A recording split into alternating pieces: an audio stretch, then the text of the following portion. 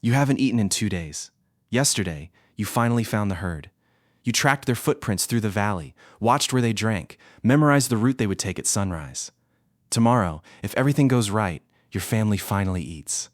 Then the sky turns black, the wind picks up, and rain begins. Not the kind of rain you enjoy from your bedroom window. The kind that soaks through your skin within minutes. The kind that doesn't stop after an hour, or even after a day. By morning, the animal tracks have disappeared beneath mud. The river beside your camp is rising. Every piece of firewood feels damp.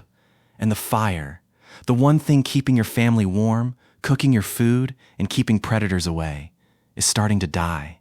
You're not bored. You're trapped. For almost all of human history, rain wasn't an inconvenience. It was a crisis. And strangely enough, what ancient humans did during those storms may have shaped civilization more than anything they did under a clear blue sky. Today, rain changes your plans. For your ancestors, it threatened to end them. When it starts raining, you make coffee, grab a blanket, and maybe put on your favorite show. Rain feels comforting. Some people even play rain sounds to help themselves sleep. Think about that. The exact same sound that relaxes you today once terrified your ancestors. Because rain brought 3 invisible dangers. The first was cold. A wet human body loses heat astonishingly fast. Without waterproof clothing or insulated shelters, hours of cold rain could push your body toward hypothermia, especially after sunset. The second was flooding. Many prehistoric shelters sat near rivers or beneath rocky cliffs where fresh water was easy to find.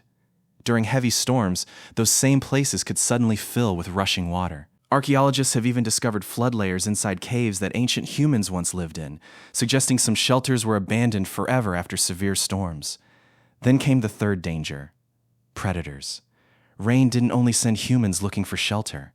It sent leopards, hyenas, wolves, and bears looking too. Sometimes, everyone wanted the same cave. Human remains found alongside large cats in South African caves remind us that shelter wasn't always yours just because you found it first. Rain compressed the world. Humans, predators, prey, all forced into the same shrinking patches of dry ground.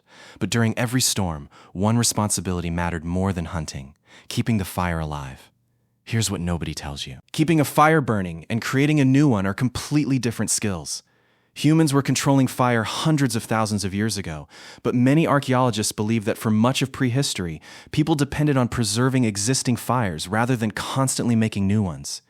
If your fire died, there was no guarantee another one could replace it. And without fire, you lost almost everything: warmth, cooked food, light, protection, even the center of your community. That's why some groups carried glowing embers wrapped in leaves or inside tinder fungus, a remarkable mushroom capable of smoldering for hours. When the famous Ötzi the Iceman was discovered frozen in the Alps, archaeologists found an entire fire-making kit tucked into his pouch. 5,000 years ago, people still treated fire like treasure. During storms, someone may have spent the entire day doing nothing except protecting those flames. Because everyone understood one thing: lose the fire, and you might lose the family. Eventually, the fire survives. The rain doesn't stop. Nobody can hunt. Nobody can travel. So what happens next? They build. Walk into almost any prehistoric cave, and archaeologists find the same thing: stone flakes, broken spear points, half-finished tools, evidence that people spent countless hours shaping weapons beside the fire while storms raged outside. But they weren't only making tools. At Blombos Cave in South Africa, researchers discovered a 100,000-year-old pigment workshop.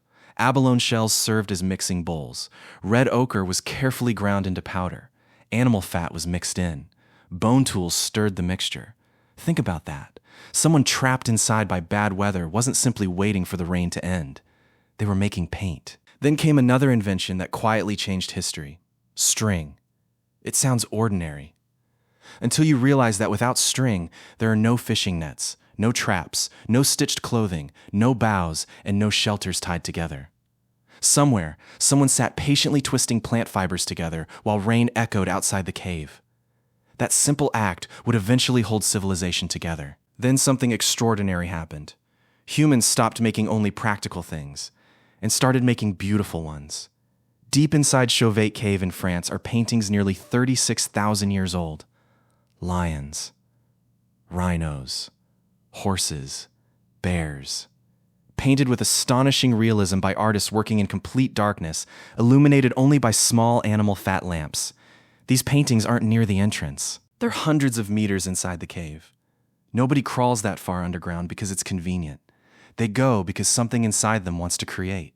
We can't prove these paintings were made during storms, but it's hard to ignore the pattern. The greatest explosion of prehistoric art appears in the very places where people spent long periods sheltered from the outside world. Sometimes, bad weather creates great ideas, but perhaps rain's greatest gift wasn't art, it was conversation. Anthropologist Polly Wiesner studied the Jew/Honzi people of southern Africa and found something remarkable. During the day, conversations focused on practical problems: food, resources, work. But after sunset, around the fire, everything changed. Stories, songs, myths, shared memories. The fire didn't just keep people warm. It changed what they thought about. Imagine 20 people trapped inside while rain falls for days, children listening, elders speaking, no books, no writing. Every lesson about hunting, plants, rivers, and survival existed only inside someone's memory. The only way to preserve it was to tell it again, and again, and again. Rainy days weren't wasted time. They were teaching days. Then the storm finally passed, and suddenly, rain became an advantage. Soft mud preserved perfect animal tracks. Hunters could see exactly which animals had passed, how recently, and where they were heading. Fresh rain filled natural rock pools with drinking water. Edible plants and mushrooms appeared. Even termite swarms emerged after heavy rains, providing protein without the dangers of hunting. The smartest groups didn't fight the weather. They adapted to it. Rain didn't stop survival. It changed the rules. Think about everything your ancestors accomplished while trapped inside. They protected the fire that kept everyone alive. They sharpened the tools that would feed tomorrow's hunt. They mixed pigments, twisted rope, created art, shared stories, passed knowledge from one generation to the next. They transformed caves into workshops, workshops into classrooms, and classrooms into the birthplace of culture.